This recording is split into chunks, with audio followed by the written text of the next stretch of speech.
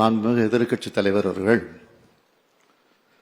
தங்கள் கட்சிக்கு துணைத் தலைவராக தேர்ந்தெடுக்கப்பட்டிருக்கக்கூடிய திரு உதயகுமார் அவர்களுக்கு இடம் ஒதுக்கி தர பிரச்சனை குறித்து தொடர்ந்து இந்த அவையிலே பேசிக் கொண்டிருக்கிறார்கள். நீங்களும் அது சட்டமன்ற சபாநாயகருக்கு உரிமை உடையது என்று பதில் சொல்லி, ஏற்கனவே இதே அவையில் அவைத்தலைவராக இருந்த திரு தனபால் அவர்கள் என்ன தீர்ப்பு தந்தாரோ அதை அடிக்கடி நீங்களும் சுட்டிக்காட்டி பதில் சொல்லி இருக்கிறீர்கள்.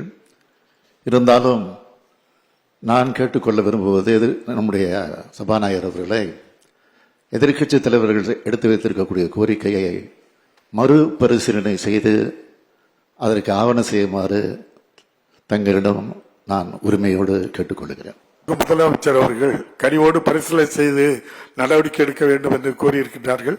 நிச்சயமாக தக்க நடவடிக்கை எடுக்கப்படும். செய்திகளை உடனுக்குடனும் துல்லியமாகவும் தெரிந்து கொள்ள சப்ஸ்கிரைப் பண்ணுங்க.